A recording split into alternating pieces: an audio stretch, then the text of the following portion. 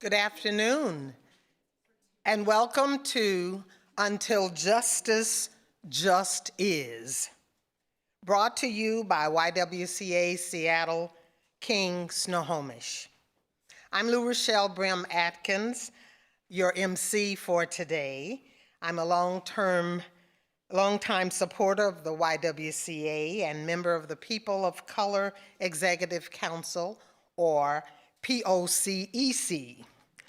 Today's event, formerly known as the Stand Against Racism, has been proudly brought to you by POCEC since 2011. What began as a small gathering has grown into a regional event with nearly 300 participants joining us online. So welcome. Each year, we shine a light on different forms of systemic racism in education, healthcare, media, and the justice system. And this year, during a time of growing division and civil rights challenges, we're focusing on a critical issue that deeply affects our region: immigration. Washington is home to a rich, diverse community, yet the current political and legal climate has caused real fear and uncertainty.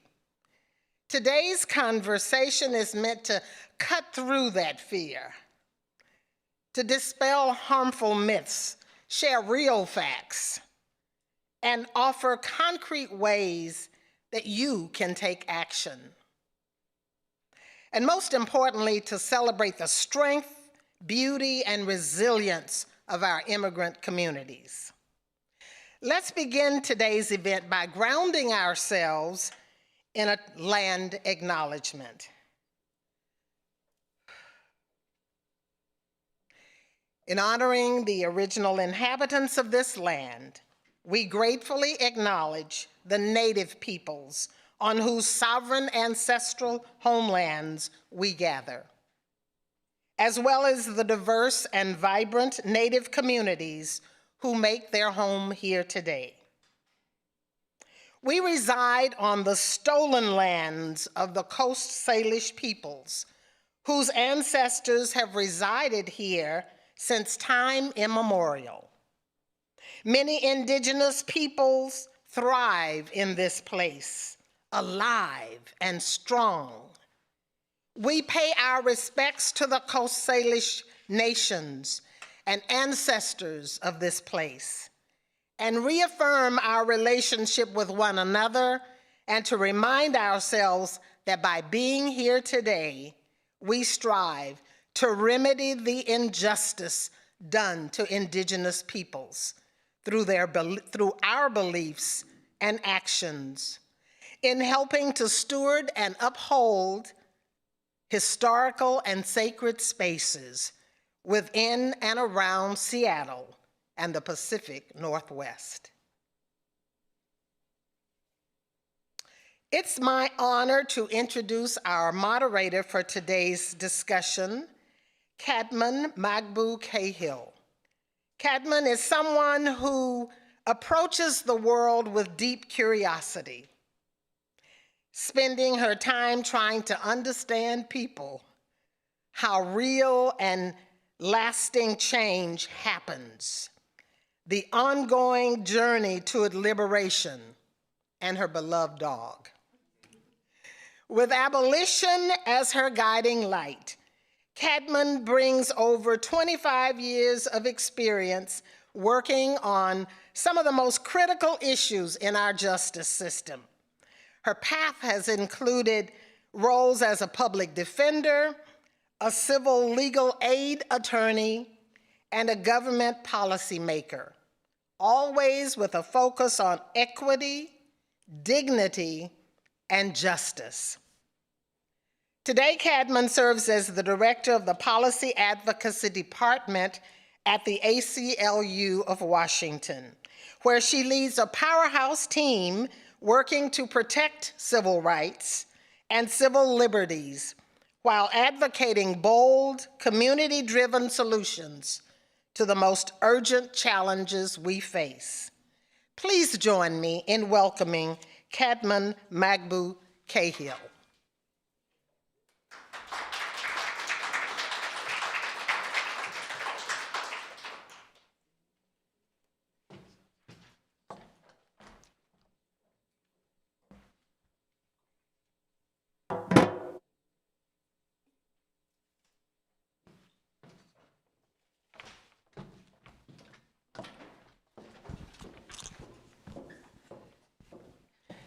Good afternoon.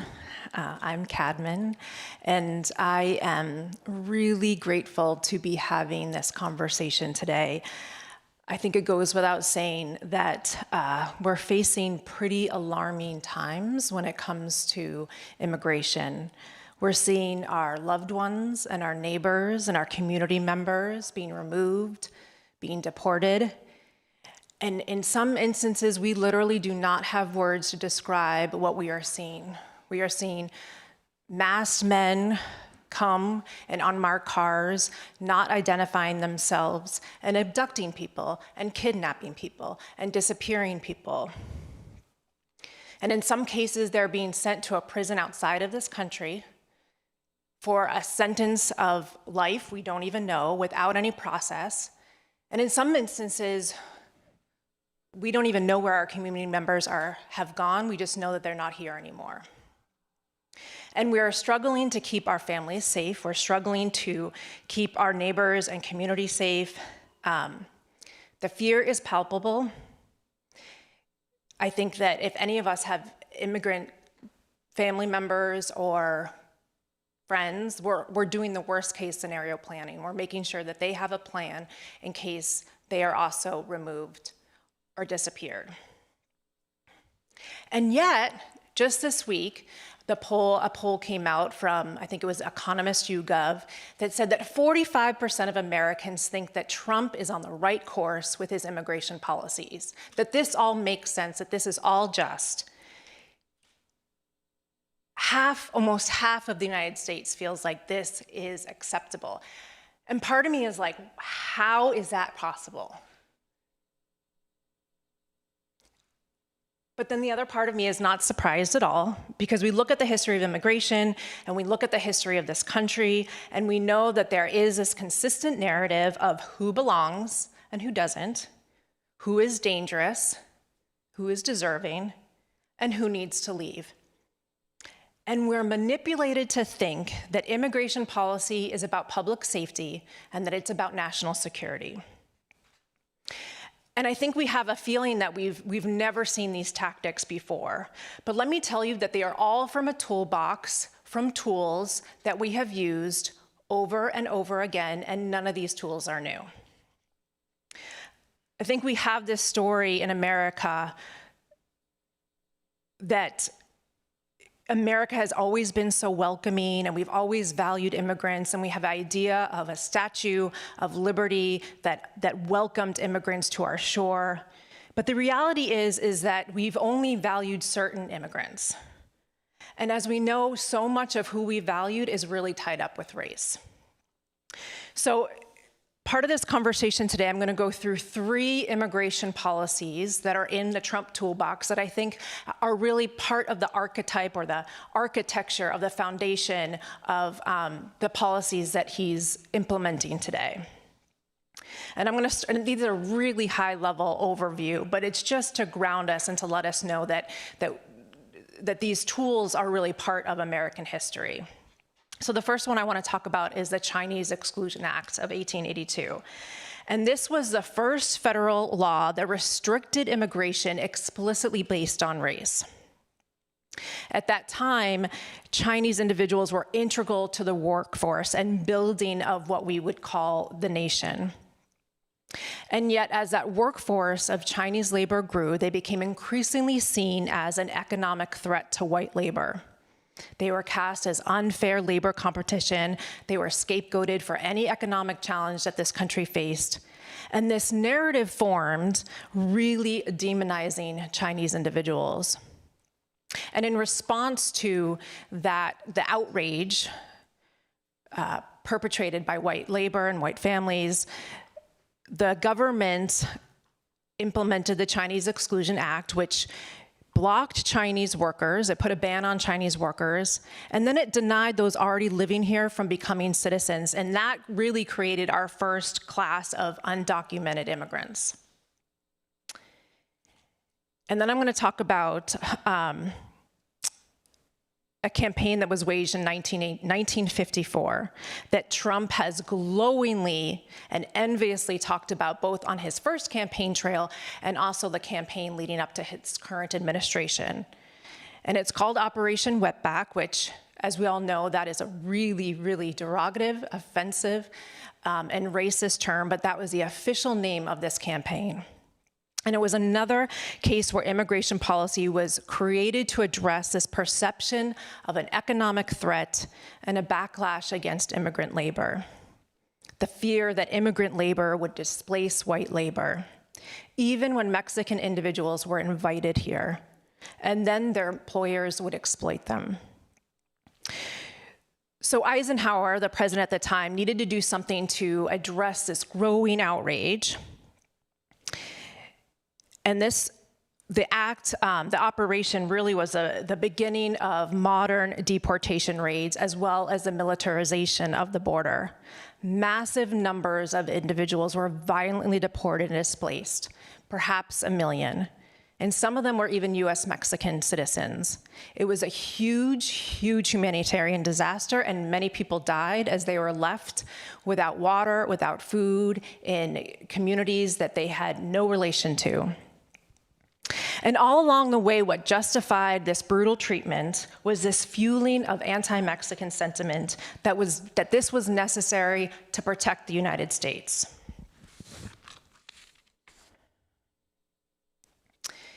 And then that brings us to the third policy, which is the Alien Enemies Act of 1798. And for most of us, I think we've heard of this in relation to the facilitating the incarceration of individuals of Japanese ancestry during World War II, which has still considered the largest family detention project in this country.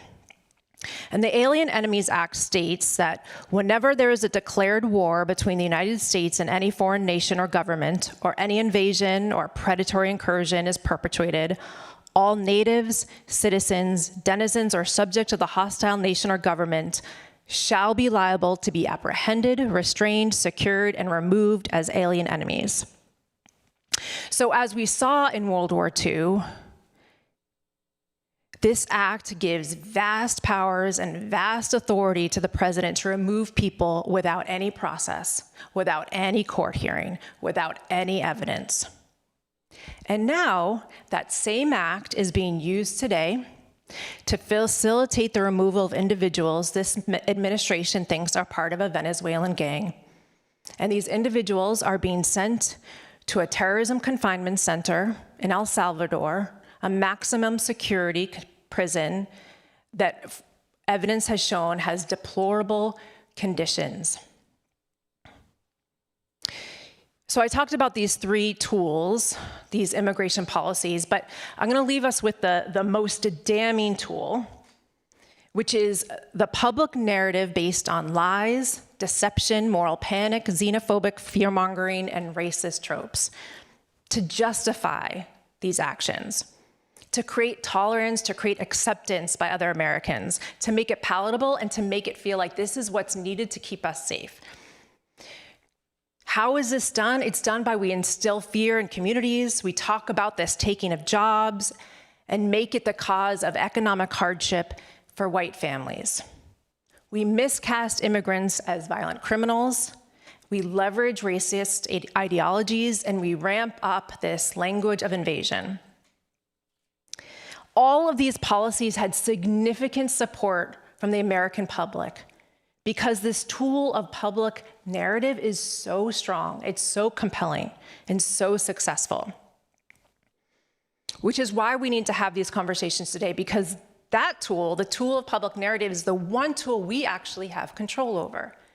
So going back to that poll I mentioned, So this week, the poll came out saying that 45% of Americans support Trump on immigration policy, but just 3 weeks ago, it was 50% of Americans. And consistently across the board, polls are showing a decline in support for these policies just in the last 3 weeks.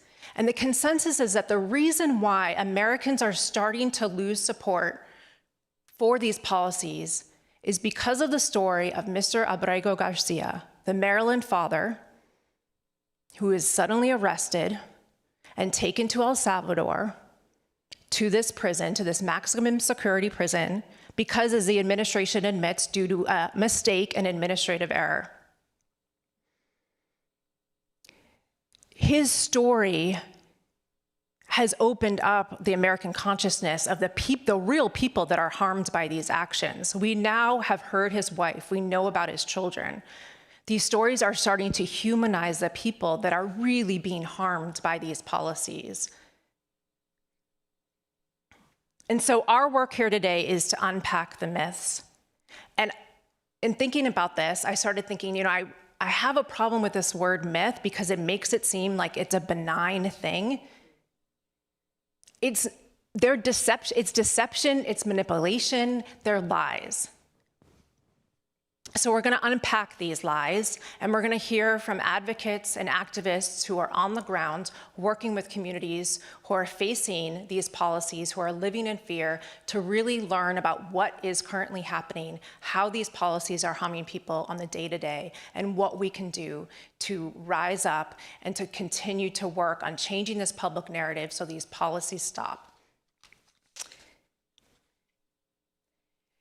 So now I have such an honor to introduce these two panelists who will help us unpack these lies and listen a little bit more about the humans and the real people that are being impacted.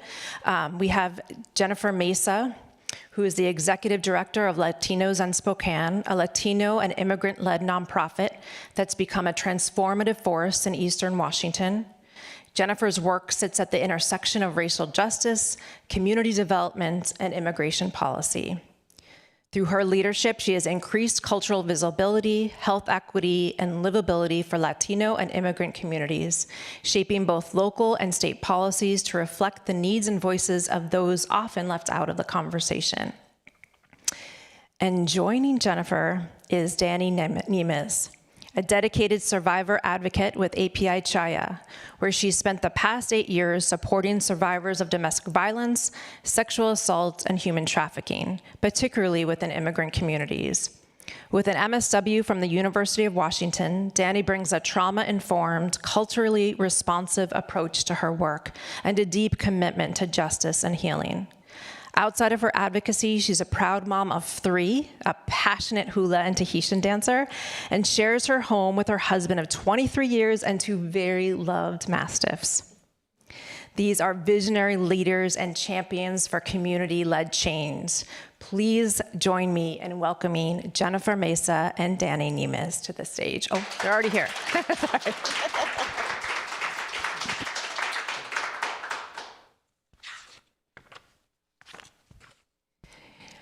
So to ground us and to get started, I'd love to hear from both of you about what brings you to the work that you do and why are you here today?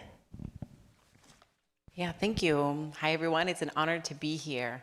My name is Jennyfer Mesa, and I am originally from Medellin, Colombia. I'm an immigrant, and I've lived in multiple places throughout my immigration process. From Medellin, I went to Miami, where I was raised and had my teenage years, and then immigration processes got in the way of me continuing to be here and to finalize my school here, for example, for high school. So I had to go back to Mexico City to be with family.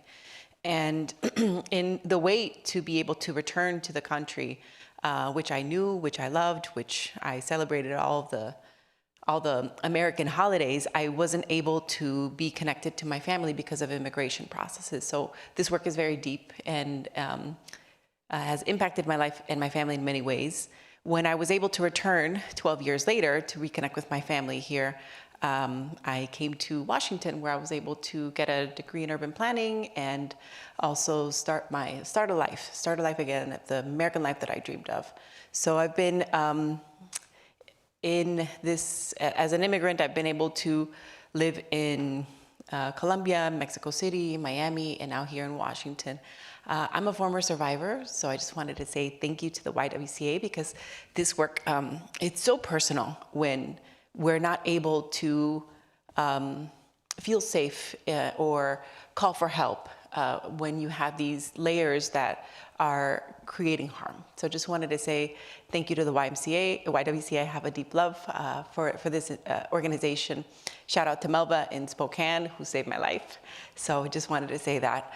In addition to that, I think with the lived experience that I have and seeing the different layers of how people aren't welcome, how they don't belong, how there is an invisible presence of Latino immigrants here in Washington State, especially in the east side of Washington, how we continue to want to advocate and say, hey, you belong, you're here, you pay taxes, you're raising your family here. But when we advance, there's always a pushback. So that is why I decided to really dedicate my life and my career into seeing how I can bring in more voice and more equity building to the immigrant population here in Washington State, who has been so systemically excluded on purpose and also just not recognized. So I think we're also so powerful and culturally rich, and we have so much that we bring through our immigration processes, through our experiences to Washington State, where we bring the cultural richness, we bring the profound dedication of labor, we bring in the food, the crops, I mean, so many other things that we are leading here in Washington State.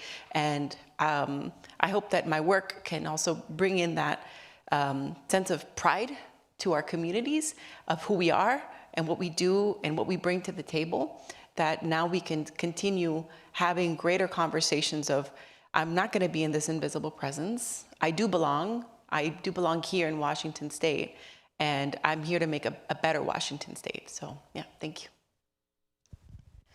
Thank you, Dannie, Nemes. And how did I come to this work? Well, I am a daughter of immigrants, a granddaughter, niece, sibling of immigrants, and I also experienced, domestic violence and child abuse growing up. And I think in going to school and wanting to learn more about my mother's culture from the Philippines, and also realizing that abuse was not talked about, especially in immigrant families. It's very taboo to talk about abuse that's happening in the home.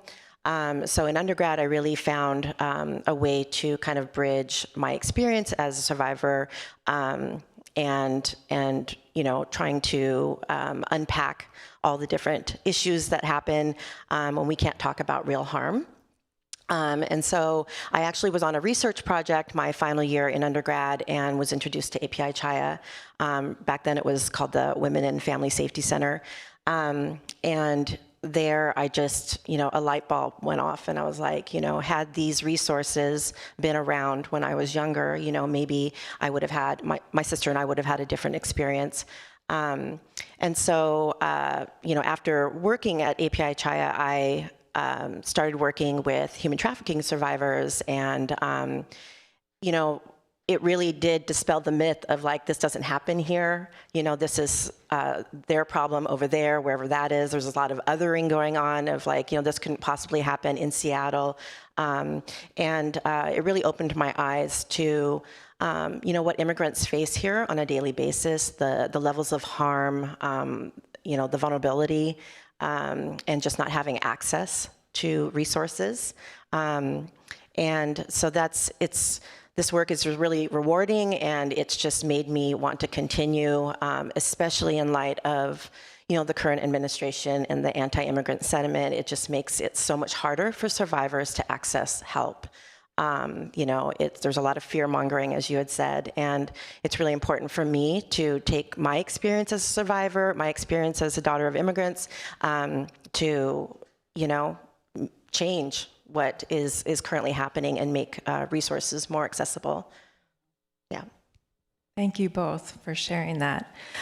Jennyfer, when you were talking, you talked about the community having an invisible presence, and I'd love for you to unpack a little bit more for folks who may not have heard that before, what that really means, and how have you seen that play out? Why is that? Why do you think there is this invisible presence? If you could share more. Yeah, so as immigrants, I think this isn't the first time we've had this sort of experience of mass deportation. For us, it's not really, it doesn't matter who's president, because we've seen this roller coaster of we belong, now we don't belong. You can come here under these certain statuses, but these don't count. But the funny thing is, everybody counts when our labor is needed. Everybody counts when we have to be responding to the economic development of our country and also our state. And because we are grouped into these different statuses, some belong more than others. So I think what I refer to with the invisible presence is, depending on the policies that are going on in the nation, some groups will be more excluded than others. So right now, what we're seeing with the rise of anti-immigrant sentiment once again, mass deportation once again in this country, undocumented immigrants are going to have a shadowy presence in our community because they're not going to reach out for resources, they're not going to reach out for help in the fear of being targeted. And right now, we're all being targeted, but there's certain groups that are being targeted more. And I've been sharing this over and over the last couple of months. I've seen more deportations take place since inauguration than what I had in the last 4 years. So people are disappearing, people are being targeted, and those that are here maybe with documentation are also being targeted in that they're not able to maybe ask for their pay, ask for help with police, go to the hospitals, because now those rights of having sanctuary spaces have been stripped away. And because there's a leg up on who has the more power, that leaves people who are undocumented with less power. So it's very easy to see this invisible presence within our own communities, our own cities here in Washington State. And it's part of the reason why I started this work was I grew up in Miami, so we were everywhere. We had cultural activities everywhere. But when I got to Spokane, I was like, wow, where are we? Where's the international district? Where's the Latino neighborhood? Where's the Chinese neighborhood? We need one. What's going on here? And it was interesting to see how in Eastern Washington and across different cities within Eastern Washington, there's this high population of Latinos. But you wouldn't notice that if you go into these neighborhoods. If you go, just walk and see what are the colors, what are the buildings, how is the landscape reflecting the people? And it doesn't in many cases. So that is part of what I say is, what I'm sharing is invisible presence, is that it's very easy for somebody to come into a community and see that you wouldn't be able to tell if there was Chinese immigrants or if there was Latino immigrants there, because it's an invisible presence of people who are probably just working and going home, going to sleep, and not causing any disruption or asking for any help because they don't want to be targeted.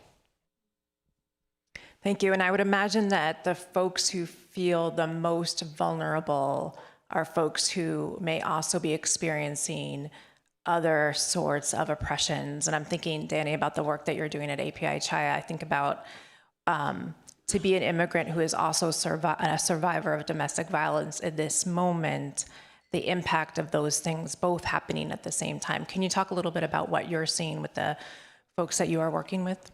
Yeah, well, I mean, they're scared, right? And so they're not asking for help. They're afraid to call law enforcement. I mean, I think the fear of law enforcement has always been there, right? But now it's escalated. And so even resources that we have put in place, like our state passed a Senate bill in 2022 that allowed certain victims of crime, domestic violence, trafficking, hate crimes, to be able to access state resources while they're waiting for, either their U or T visa that is specific to violent victims of crime. And we're seeing folks that are like, nope, don't want it. I don't want to apply for it. I don't want to access it. We're seeing folks be afraid to file police reports and get protection orders. I have clients that are afraid to go to the library. They're avoiding all federal buildings or state buildings because they're afraid of being picked up.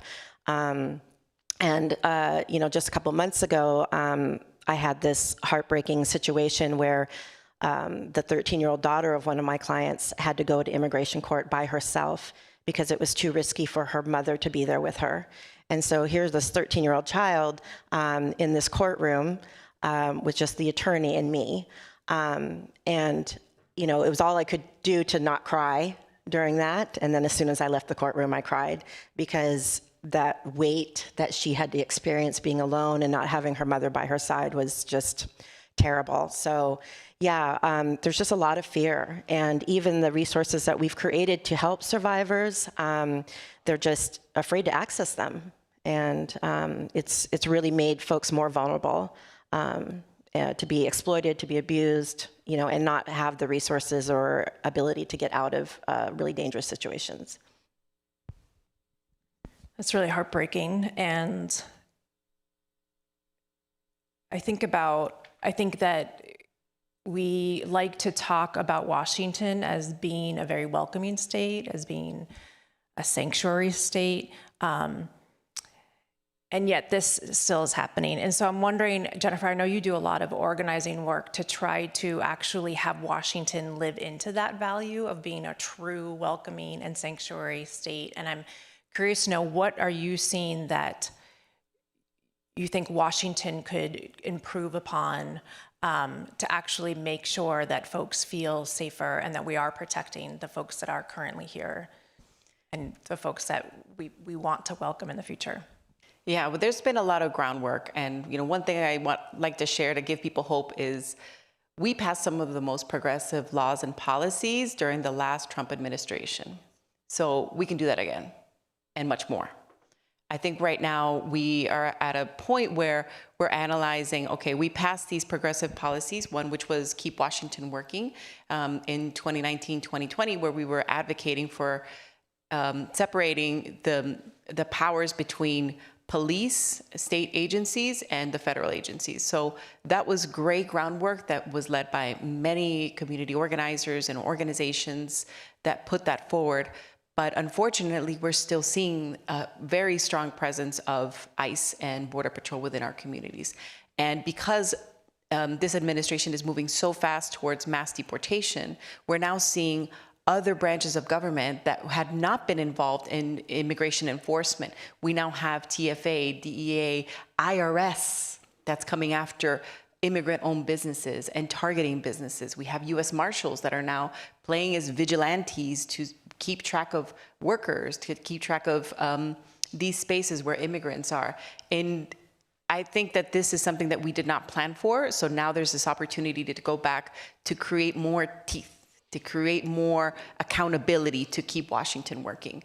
Yes, we have this protection where we can say, police, you cannot ask about immigration, you cannot ask about my status, where I was born, and this does create protections.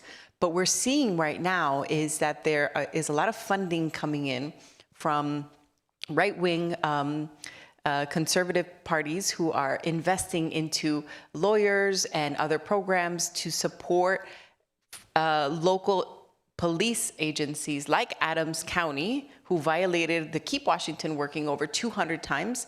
They're being funded and supported to basically counter this law and say, I'm not going to comply with Keep Washington Working, and I'm going to work with federal agents. So I think that we have a lot more work to do in accountability and creating greater enforcement of these rogue police, county police, sheriffs, have to comply with Washington law. The law is the law, and how are we going to keep them accountable? And not wait up to 200 times of violation before we start enforcing and suing each of the cities. We need to start doing this now. I do think that there is protections. You know, we have a great superintendent in our Washington state who's done everything possible to not allow immigration enforcement within our school districts. There's also been a lot of push. For example, in Spokane, we went directly to the school superintendents of District 81 and said, you need to up your policies to not fully ban Border Patrol and fully ban ICE from entering your campuses, because they do recruitment, because they're at the school parties, and they're there trying to recruit and get a good name for themselves. We also had issues where Border Patrol was going in to do storytelling to kids when they're fully armed, and they're not really considering how that impacts immigrant kids. When this happens, families pull out. They pull out their kids, they leave, and they go into hiding. They go back into that invisible presence. So that is what we're pushing back on, of yes, we have Keep Washington Working.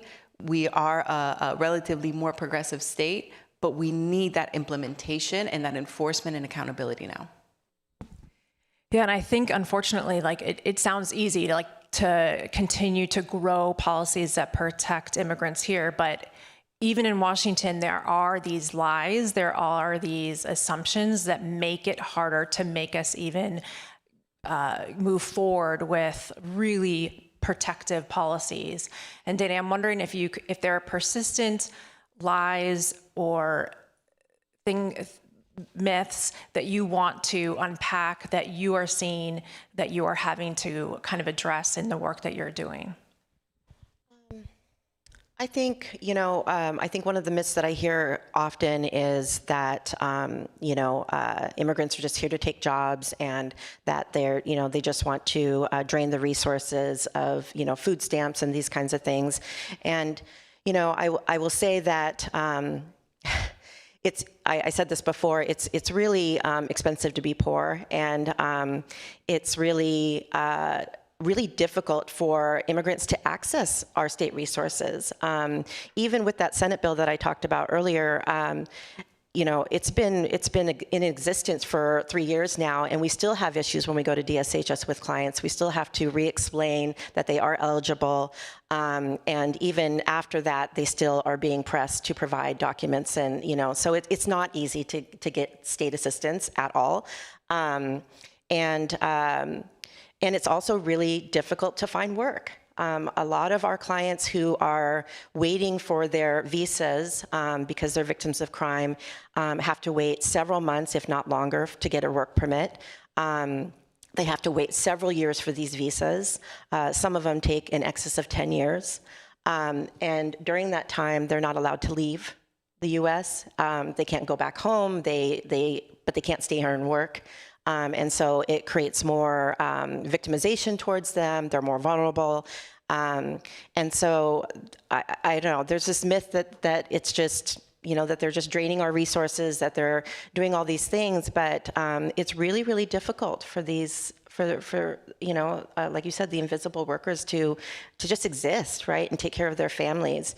And one of the things that, of people saying, well, this doesn't happen in Washington. Well, even in Western Washington, we're seeing ICE vans show up in places that we didn't see them before. And, our clients are even afraid to attend the programs that API Chaya presents. They're afraid to come to these events and these things that we're have to help them, to build community, to build resources, and they're just afraid. So it's happening here in Seattle. It's not just over there or across the, and it's really difficult for just them to exist and take care of themselves. Can I add to that? I really love that you brought up the draining resources, because that is such a huge myth that keeps on getting played. Like it's played out, but every election we have to go through it, right? In 2019, Trump tweeted something about how undocumented immigrants are costing billions of dollars to the nation because they're draining our resources and blah, blah, blah. Well, the fact is, undocumented immigrants pay into our systems. They pay into our Social Security. They pay into all of our unemployment. They pay into so many of our federal resources that in the count right now is, I think, undocumented immigrants pay something closer to $30 billion a year. So these are contributions that they're giving us with their hard work labor, yet they cannot actually take that in. They cannot utilize that. So it's only paying into a system that isn't paying them back. And then when we bring that down to the state level, because there's also rumors of Washington State is giving away so much. Washington State is gaining from undocumented workers and families. Washington State as a whole, we all benefit from this hard work labor that people are not tapping into. So $1 billion is what undocumented immigrants contribute to the state, yet they cannot get that back. So if you are an undocumented worker and you have to go have a day off because you're sick, you don't have access to unemployment. You don't have access to health insurance unless you're paying into very, very high amounts.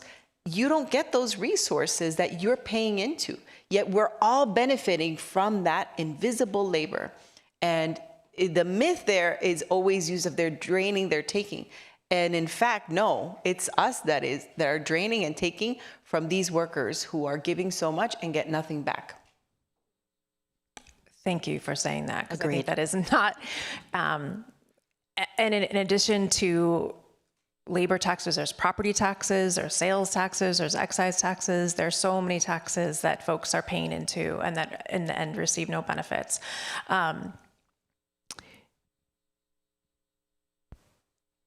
How does this concept of this who deserves resources and who doesn't deserve resources, how is that showing up in the policies that you're seeing in the work that you're doing? And I don't know who wants to take this, but. Well, I can start by, I always like to bring the federal level into this because we have not passed a comprehensive immigration reform in years. In years. We just passed an act in the first time in 20 years, which was the Lake and Riley Act. It took 20 years to make a decision on immigration, but it's not convenient for them to actually make this change because they're benefiting from our labor. So the Lake and Riley Act passed, and what does that mean at the federal level? And how is that trickling down to our communities is now anybody who can be accused, not even charged, just accused of a minor offense as like shoplifting or anything else, that is reason for to be targeted and to have for detention and to be removed. So I don't understand how a nation who is benefiting so much from immigrants, who is receiving the labor, the contributions, the cultural contributions, I mean, I can go on and on. Now we're just targeting to have people removed. And with that, with the Lake and Riley Act, it not only impacts immigrants, that impacts all of us, because that is a way of eroding our due process. And when there is no due process, that means that at the ground level, they're able to just detain you without reason and without warrants. And that should alarm everybody, not just immigrants, because we're all at that risk of having our rights taken away.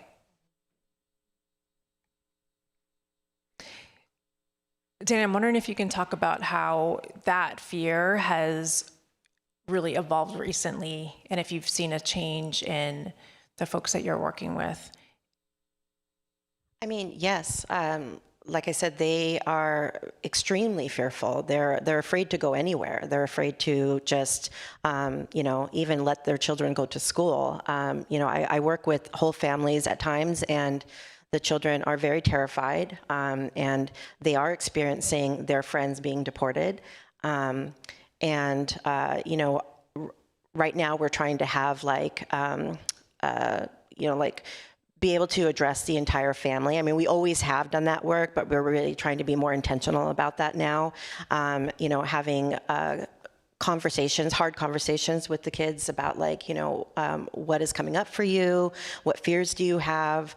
And so, yeah, it's it's really frightening. And, a lot of our clients, they can't go back to their home countries, right? Because there's a reason they fled in the first place, right? Whether it's gang violence or poverty or, this, that, and the other. And so they're really in a hard place of where, they don't feel like they can stay here. They don't feel, because of all the sentiment, they don't feel like they belong here, but they can't go back home. A lot of them, that were born here have never even had, any connection with I guess their home country or whatever. And so it's really, really difficult. But yeah, I just think that there's just a lot of fear, and again, they don't feel like they can ask for help. They don't feel comfortable accessing any benefits that they are, that were created for them. And so that's what we're seeing. And we're seeing, all the immigration stuff take a lot longer as well. Work permits taking a year, or and just this waiting for some relief, and things just getting harder and harder. Yeah. Thank you. Jennyfer, I had talked about the fact that the story of immigration in our country is so tied up with race and racism. And I think on the theoretical level, that's easy to understand, but I'm hoping you can bring it back to what you see in the communities that you work with. How is racism playing out and tied into immigration policies in the communities that you serve? I think the policies that you were just mentioning are still impacting immigration to this day. And we can align these cases of the Chinese Exclusion Act and all these other immigration cases that have made immigration what it is today. And it's always tied to labor and also tied to upholding white supremacy. So who belongs, who gets welcomed, who gets the red carpet treatment is tied to race. It's tied to your nationality and the relationships that we have with those countries, and who's welcomed in.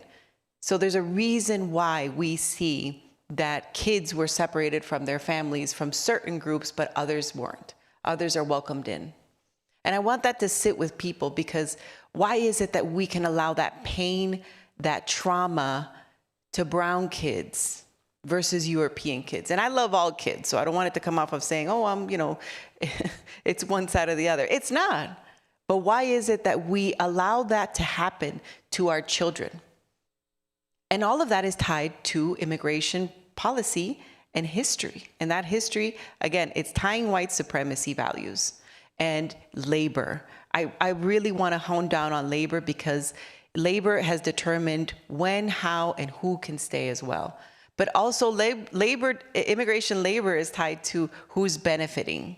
So right now, I want to highlight, because we did talk about Washington State, and Washington State has been growing its guest worker program, the H-2A program, by over 200% in just the last couple of years. So this means that we're creating this labor shortage, this othering of immigrants, while also bringing in guest workers.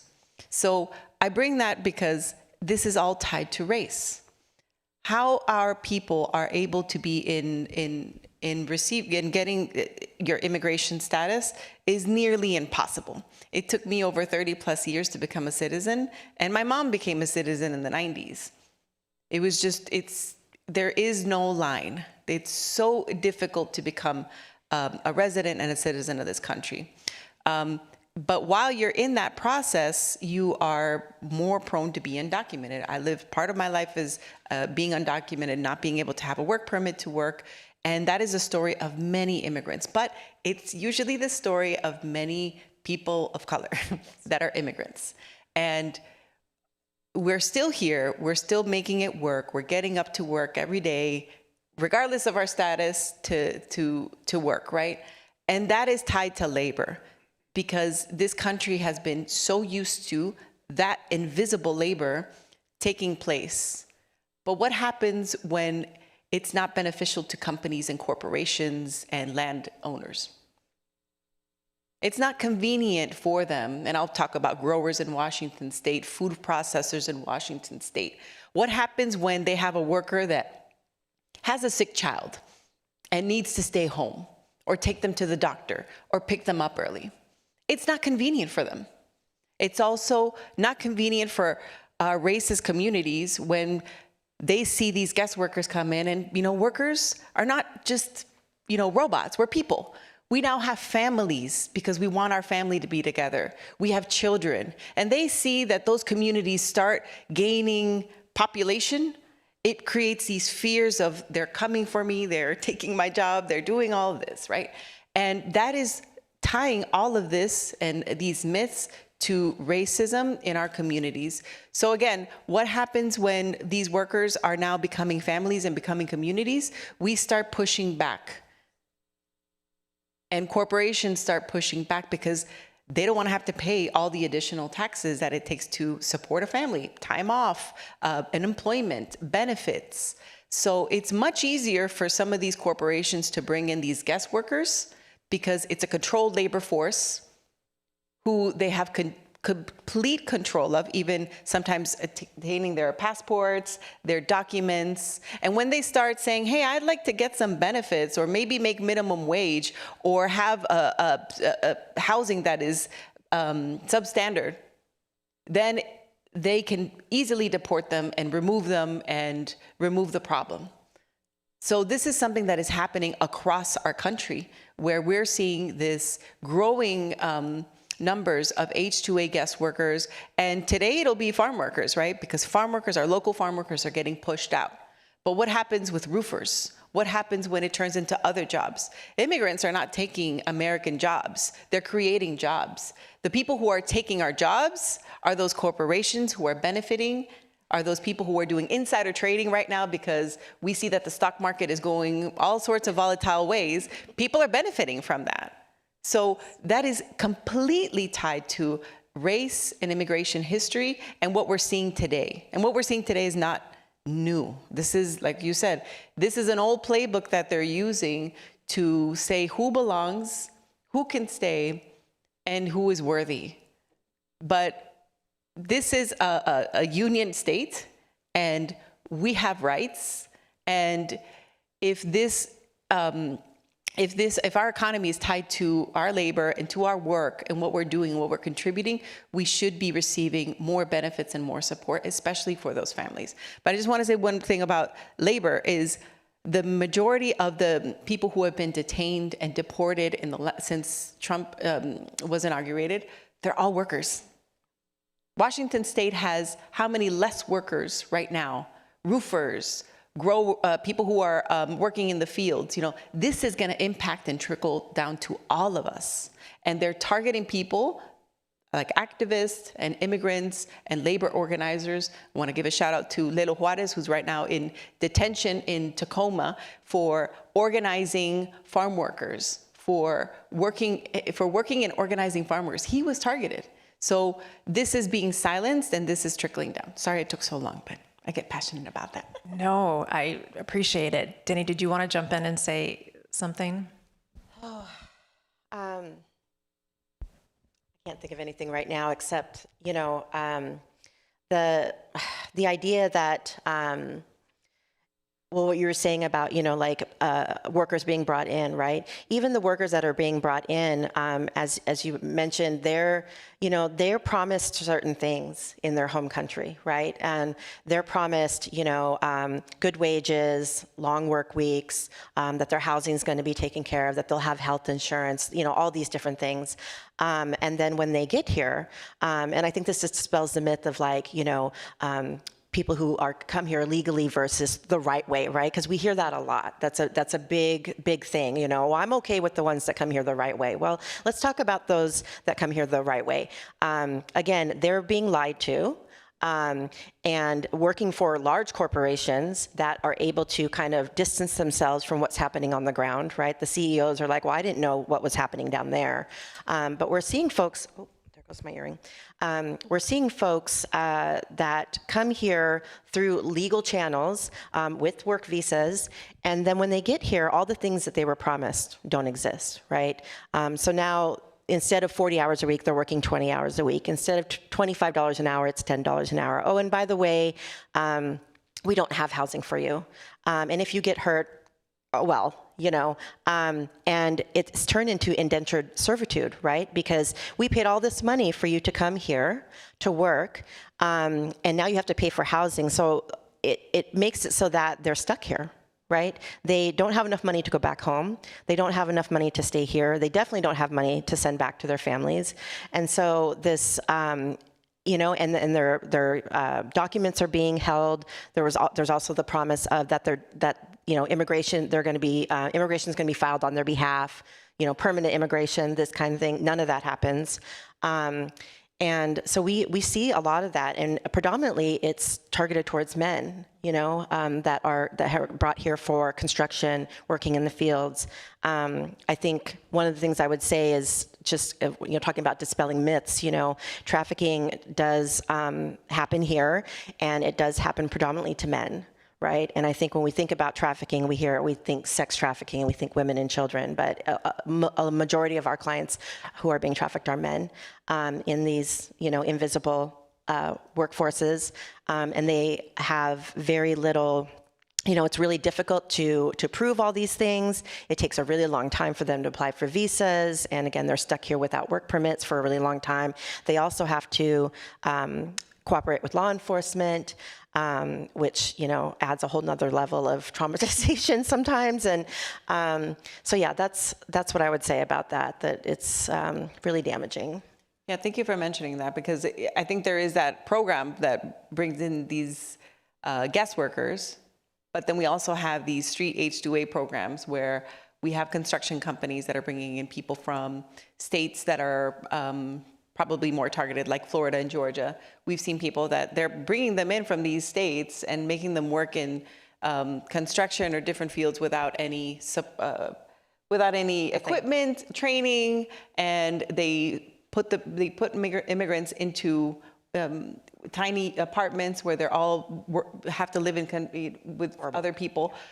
It's really alarming because, again, they don't have any control of their lives where they can say, okay, I don't feel safe at this job and I can report this, or I can go back home. Their freedom is completely taken, and they're tied to their boss or the one who is organizing that trafficking. And if they retaliate, then they get threatened with ICE or deportation. So this is happening a lot and in our community. Thank you for bringing that up. Yeah, I will say that one of the greatest pleasures when I was an anti-trafficking advocate, and one of the things that is celebrated now with my coworkers and stuff is family reunification, because that's another thing that we don't talk about, is how many families get separated as a result of someone being brought here to work, right? Again, through legal channels, and then they don't get to see their families for years.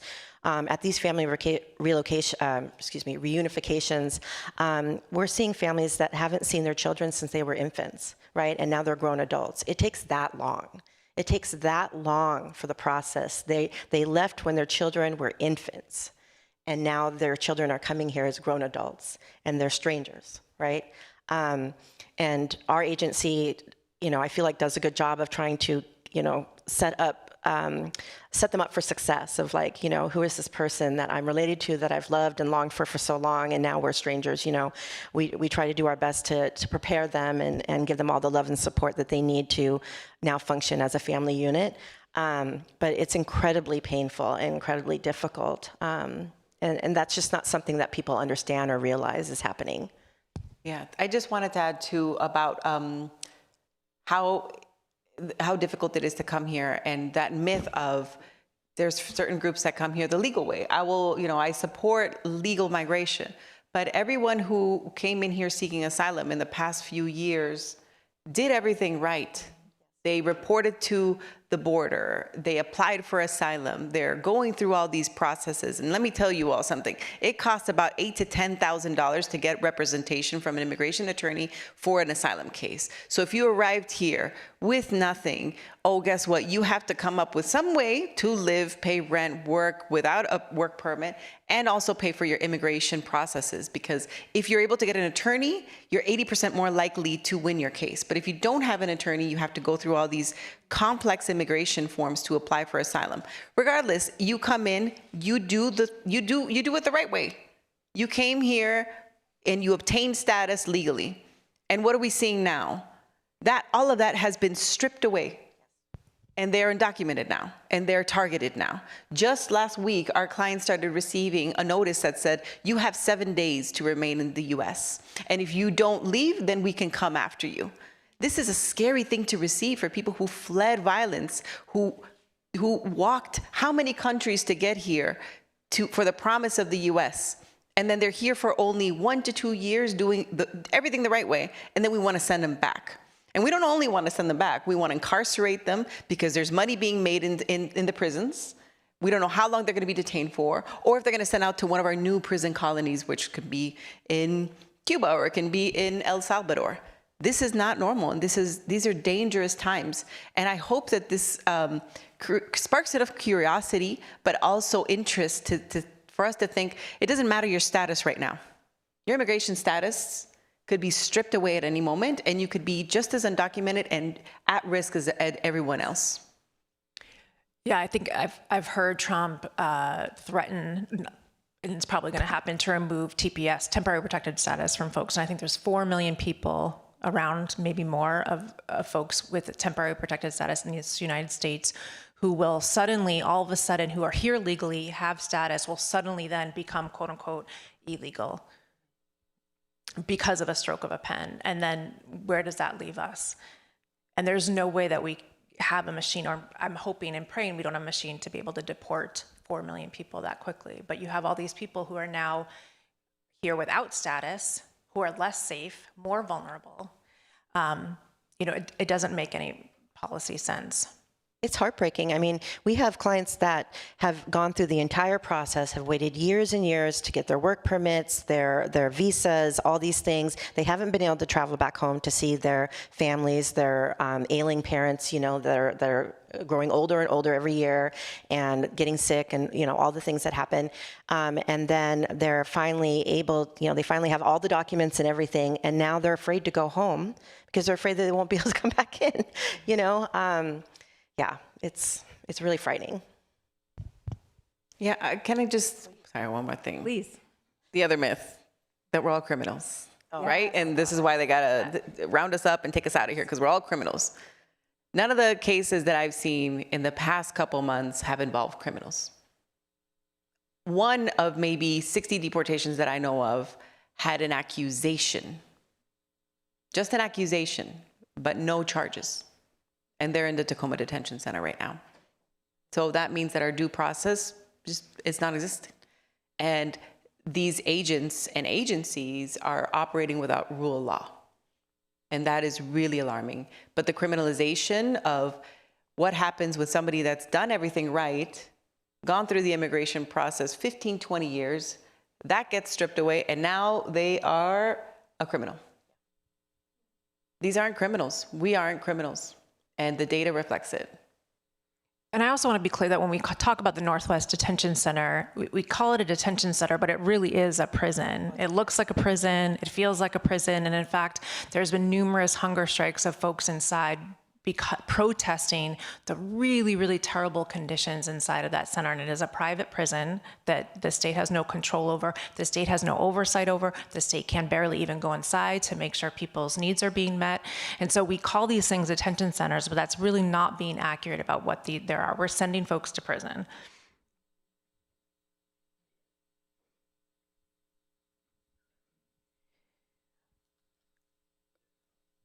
One of the things that you were saying, Jennyfer, is that, when we're talking about how our racist kind of journey through this country is so tied to immigration, when I've been thinking about how folks can do, what folks can do to kind of understand more about immigration in a way that makes it personal to them, I think especially for many European Americans who have a lineage of from immigration, but may have been generations ago. I think it's really important for those folks who have come through immigration from Europe and their connection to immigration maybe generations ago to really stop and do an analysis of looking at why their families came here. Because I would imagine that their families came here because they were also seeking opportunity, that they were also seeking jobs. And then look at the laws that were in place at the time they came over. Were there any laws? Were they just provided amnesty? Were they able to walk off the ship on Ellis Island and have total freedom to call this country their home? And then I also want folks with that lineage to look to see if they weren't European American, what were the laws that would have impacted them? And I think for those folks to really sit down and think about, if your family that has been here for generations benefited because you were able to come into this country with ease, and you were successful because you were able and welcomed, to really recognize that, and to think about also families who are here despite the significant trials and tribulations, spending 30 years to get status, what that does to that family. Because I think sometimes for folks who have European American history, this feels very, very separate and very other. But for European Americans, you are also part of the immigration story, and I think it's really imperative that you recognize, like, where did it benefit you? How did it benefit you? And really understand that for the vast majority of European Americans, they came in without any sort of struggle, and there was no laws that prevented them, there was no applications, there was no 30 years fighting for status, and that really has made a difference, I think, in who you see being successful and who not. And going back, Jennyfer, to, a lot of the times these fear-mongering around labor is really a distraction for what is really happening.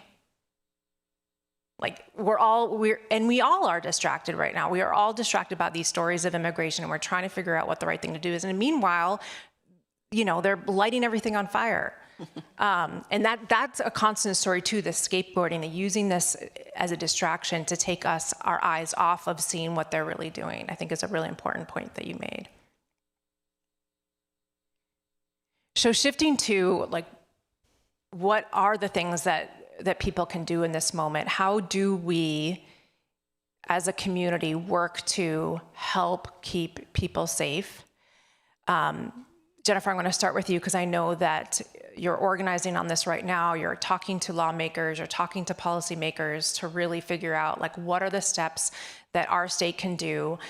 So both on a policy-wise, but also for folks at home that may not be connected to the state policymakers, like, what are things that we can do to start addressing what's happening? Yeah, I'd like to just share a little insight on what we're seeing in Eastern Washington, because sometimes we tend to think of what's happening at the city level, the cities that have the greater population. But I feel like sometimes I live on the other side of the state that doesn't always get that much attention, or some sort of strange attention, in that in these rural communities, we have, and in Spokane, which is, a city, we have conflict right now. So Spokane, we were able to pass a local resolution to uphold Keep Washington Working and have the city be able to allocate funding for legal and immigration services, because we're preparing for what's coming. Our neighboring city, Spokane Valley, decided to do another resolution to say that they will not uphold Keep Washington Working, and that they will work with federal agents to help in deportations. That's Eastern Washington. Not only that, Eastern Washington is, in this area that I'm honing in on, Spokane Valley, Spokane County, we are 100 miles within the border. We are 20 miles by Idaho. And we have all sorts of federal agents right now, from Border Patrol to ICE to TFA, DEA, and now we're seeing U.S. Marshals that are more on the ground. So we have this trifecta just because we're in the eastern part of the state, and trifecta with the borders and Idaho. What we're seeing right now is people are being taken from our communities. And I'm going to share a story. Just 2 days ago, I got a call from a community member who said, hey, my roommates left in the morning at 5 a.m. Every day they have the same routine. They get up, they make their coffee, they put their roofer gear on, and one of them always has warms up a tortilla and puts cheese on it and takes it to go with his coffee. They left in one car. That's the routine. They always leave a little bit earlier than us, and then the other roommates leave. When they went outside, they saw that their roommate's car was on, and the coffee was there, and the food, the breakfast was still there. Everything was intact, including the car keys, and they disappeared. They didn't know of their whereabouts. They didn't know what to do, and they're too afraid to go to police, so they came to us to say, can you help? Can you help us file a police report? Yes, they could have been taken by ICE and Border Patrol, but we don't know if anybody else came in. This is what we're constantly seeing in our community. And what happened is when people are taken, ICE and Border Patrol can sometimes hold them up to 72 hours, even if they're young minors. So 72 hours, they are not even registered, and you don't know where your loved one is. You don't know if they're still in Spokane or if they're in Tacoma or if they're being deported. I share this with you all because this is the reality that we're seeing right now. And it is so alarming that we have to wait so long. I mean, just think about the pain, the worry that this can cause families and just people in general. In Eastern Washington, when they get picked up now, they're taken across the state line to Idaho, and they're held in the Kootenai Detention Center there. So Washington residents who are working here, who are paying taxes here, who are contributing to our state's economy, get picked up and taken out of state and held in detention until there's enough room in the Tacoma Detention Center. This is so scary because the fact that we can be moved across state lines, moved out of the country, removed so swiftly, so fast, it's how do we counter that? We can't go up against federal agents as organizers, right? We can't stop an arrest, but what we can do is inform you all that this is what impacts me impacts you. The people who are being arrested are all roofers. They're building our homes. They're building our roofs. You know, they're construction workers. They're farm workers. They're bringing our crops. They're processing our foods. 98% of farm workers in our state are Latino immigrants. What are we gonna do, y'all? This is not just an immigrant issue. This is an everyone issue. So what we can do is, one, flood the lines to our politicians. Our local elected politicians need to stand up because we can't have this militarization in our communities, and it is happening. We need to inform each other of what's happening to keep our neighbors safe. So our organization right now, Latinos in Spokane, we are providing family plans. We opened our first immigration legal center where we're able to provide legal, civil and immigration support, but there is so little funding, and our funding for most immigration agencies is being removed, that we need to now look to our neighbors, to our own people in our communities to say, we need funding so that we can do this work and continue to do this work. It's not sustainable that people have to pay thousands of dollars to an immigration attorney. You know, one of the reasons it took me 30 plus years was because my mom was making minimum wage. We cleaned homes, we cleaned houses, we sold roses on the street. We couldn't afford an immigration attorney. So everything that we had, any disposable income just went into paying that attorney. And even when we paid every single dime we had, it still took us 30 plus years. And it still took me being removed and not being able to come back into the country and be with my family for over 12 years. So what people can do is look to the people who are doing this important work and fund them. Channel your donations to continue this work.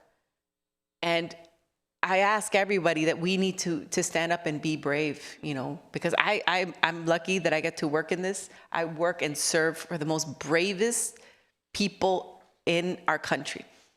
The farm worker that has to get up every day undocumented and still have to get up at 5 a.m.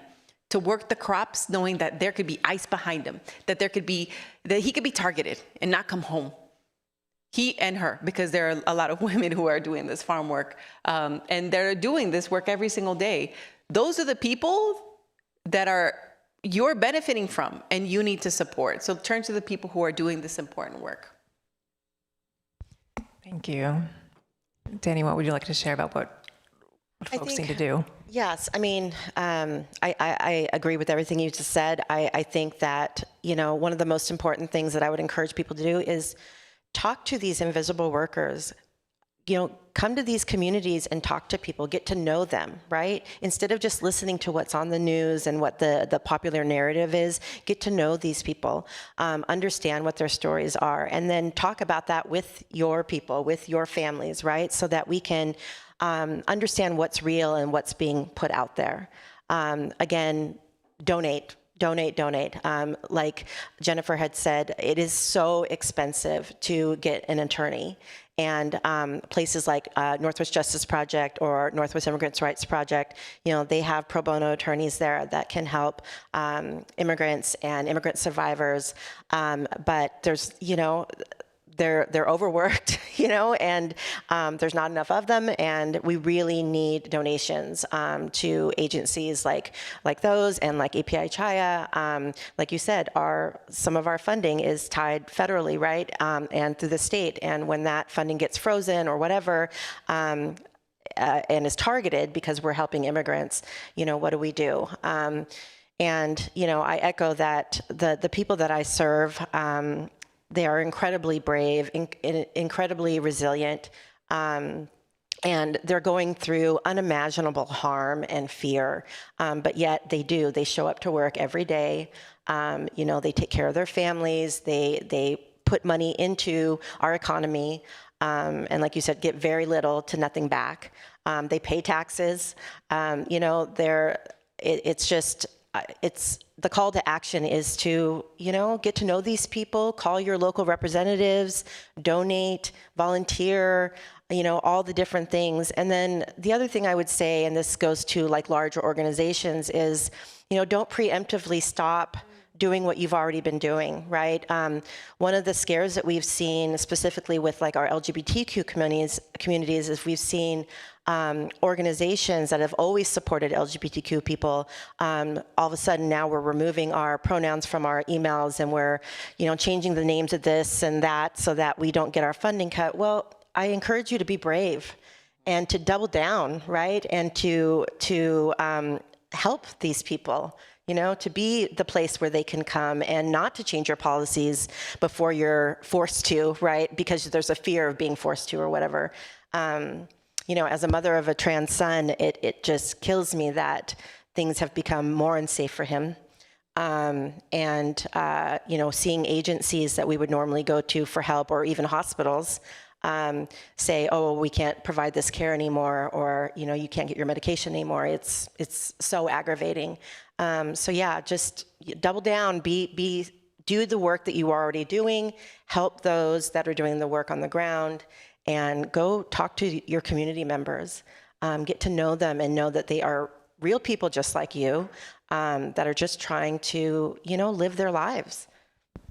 Thank you for saying that about organizations, because I think we should also make a big call out to corporations, to universities, to all these other agencies that are stripping away the hard work that we did, right? It took us years to get to this little brink of creating equity.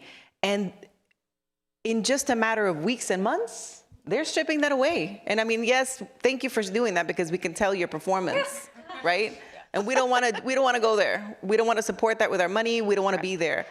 But to those who are still thinking, what do we do? They're going to take your money away anyway.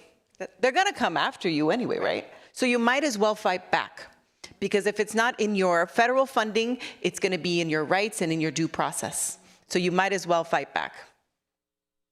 100%. Yes. So as we wrap up, we just have a couple more minutes. Is there anything that you need to say that we didn't cover in the last moments here? This work is hard, y'all. It's hard, but I'm proud to be a part of it.